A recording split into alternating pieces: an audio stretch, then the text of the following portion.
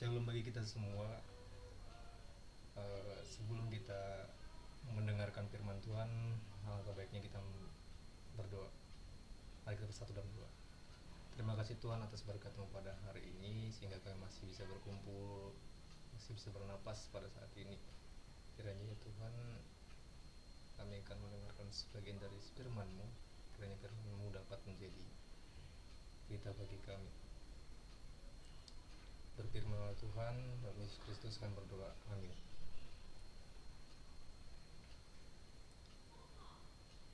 Saudara-saudara yang terkasih dalam Yesus Kristus, yang menjadi nats khotbah kita pada saat ini diambil dari kitab Mika pasal yang ke-6 ayat yang pertama sampai ayat yang ke-8. Mika pasal yang ke-6 ayat pertama sampai yang ke-8.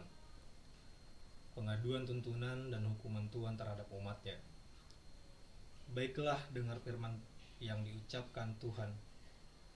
Bangkitlah, lancarkanlah pengaduan di depan gunung-gunung, dan biarlah bukit-bukit mendengar suaramu. Dengarlah, hai gunung-gunung, pengaduan Tuhan, dan pasanglah telinga, hai dasar-dasar bumi, sebab Tuhan mempunyai pengaduan terhadap umatnya, dan ia berperkara dengan Israel. Umatku, apakah yang telah kulakukan kepadamu? Dengan apakah engkau telah kulelahkan? Jawablah aku, sebab aku telah menuntut engkau keluar dari tanah Mesir, dan telah membebaskan engkau dari rumah perbudakan, dan telah mengutus Musa dan Harun dan Miriam sebagai penganjurmu. Umatku, baiklah, ingat apa yang dirancangkan oleh Balak Raja Moab, dan apa yang dijawab kepadanya oleh Bileam bin Beor, dan apa yang telah terjadi di Sitim sebagai Gilgal, supaya engkau mengakui perbuatan-perbuatan keadilan dari Tuhan. Dengan apakah aku akan pergi menghadap Tuhan dan tunduk menyembah kepada Allah yang di tempat tinggi? Akan pergikah aku menghadap Dia dengan korban bakaran dengan anak lembu berumur setahun? Berkenankah Tuhan kepada ribuan domba jantan, kepada puluhan ribu curahan minyak? Akan kupersembahkan anak sulungku karena pelanggaranku, dan buah kandungku karena dosa sendiri. Hai manusia, telah kuberitahukan kepadamu apa yang baik dan apa yang dituntut Tuhan daripadamu, selain berlaku adil, mencintai kesetiaan, dan hidup dengan rendah hati di hadapan Allahmu. Demikian ayat firman Tuhan. Nah, saudara-saudara yang terkasih, dalam nats ini saya mengambil tema yang dimana berlaku adil, setia, dan rendah hati. Bapak, Ibu, dan saudara yang terkasih dalam Yesus Kristus, Mika ini adalah orang Moreset, suatu kota yang berada di dekat Gad, yaitu dalam Mika pasal yang pertama ayat yang ke-14 dijelaskan bagian hal tersebut. Mika hidup dan melayani pada zaman Yotam, Asas, dan Hizkia. Mika lebih banyak menyoroti isu sosial dan keagamaan, sedangkan Yesaya lebih berperan langsung dalam hal politik. Sebagai besar hubungan Yesaya adalah dengan penduduk dan kegiatan kota, sedangkan Mika menyaksikan perkara-perkara yang terjadi di antara orang dusun, rakyat Yehuda yang tertindas. Nah, melalui Mika, hambanya ini, Tuhan mempunyai tuntunan terhadap umatnya, yaitu berlaku adil, setia, dan rendah hati. Nah, Bapak, Ibu, Saudara yang terkasih dalam Yesus Kristus, lalu bagaimana kita memahami bagian dari ketiga hal ini? Yang pertama, kita melalui dari kata atau kalimat adil ini tadi. Adil yang dimana berarti berada di tengah-tengah atau jujur dan tulus. Suatu sikap yang tidak memihak kecuali kepada kebenaran. Adil berarti ia sama berat, tidak berat sebelah, tidak melihat keputusan hakim yang berpihak kepada yang benar, tidak dengan sewenang-wenangnya. Nah, dunia dipenuhi dengan ketidakadilan. Ketidakadilan bisa diputarbalikkan, bahkan keadilan juga dapat dibeli dengan uang. Meski demikian, orang percaya dituntut oleh Tuhan untuk menjadi teladan. Dalam hal ini kita berlaku adil dalam kehidupan kita setiap hari, kemudian setia atau kesetiaan dipegang teguh kepada janji dan pendirian. Nah, kesetiaan ini saudara-saudara, yang dimaksud ini bukan hanya kesetiaan kita kepada Tuhan, akan tetapi kesetiaan kita juga atau hubungan yang baik juga dalam kesetiaan dengan sesama kita atau sesama umat manusia. Ini diajarkan mengenai kesetiaan kita antara sesama manusia, bukan hanya kepada Tuhan saja. Mereka kesetiaan ini ibarat barang berharga, sangat mahal dan langka untuk ditemui atau kita temukan.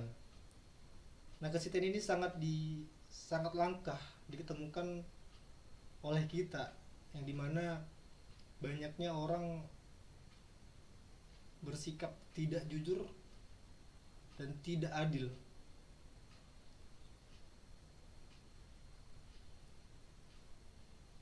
Nah, itu sebabnya dalam Mazmur pasal 12 ayat 2, yang dimana berbunyi, tolonglah kiranya Tuhan, sebab orang yang saleh habis telah lenyap, orang-orang setia dari antara anak-anak manusia.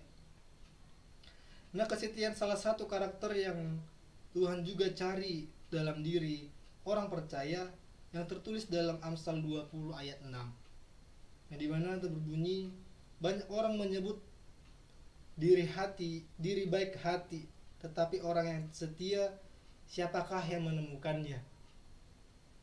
Bapak Ibu Saudara yang terkasih dalam Yesus Kristus, itu bagian yang kedua.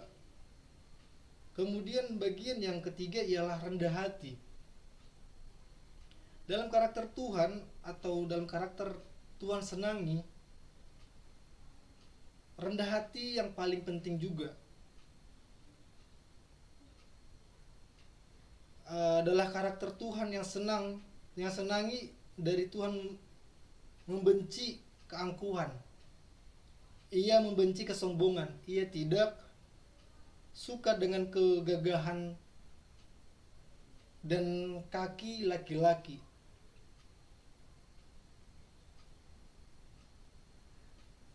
Dikatakan bicara tentang manusia yang mengandalkan kekuatan diri sendiri, ia merasa bahwa ia mampu. Ia pasti bisa tanpa kekuatan. Kekuatan dari antara sesama manusia, dan dia mampu tanpa dari kekuatan Tuhan.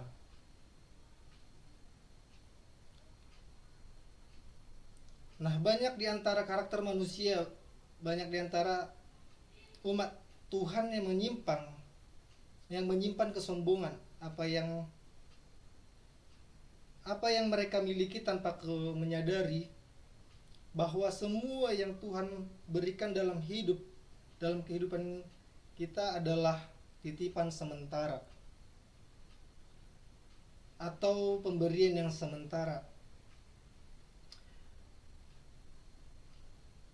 Nah, Bapak Ibu Saudara yang terkasih dalam Yesus Kristus, lalu bagaimana kita menghadapi atau memahami bagian dari pemahaman ini, baik itu keadilan tadi, kesetiaan maupun kerendahan hati. Nah, dari ketiga hal ini tentu adalah buah dari kasih tanpa buah dari kasih. Tanpa kasih yang benar, maka ketiga ini mustahil kita miliki.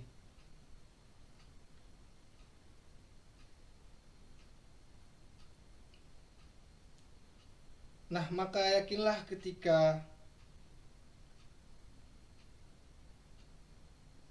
bahwasanya Tuhan dan memiliki kerendahan hati, yang seperti kita harus selalu diajarkan Tuhan selalu merendah hati. Maka yakinlah ketika kasih itu menghasilkan buah yang baik, maka Tuhan semakin menyatakan janji kebenarannya kepada kita. Dan nyatalah bahwa kita adalah jemaat pilihan Tuhan yang senantiasa dikasihi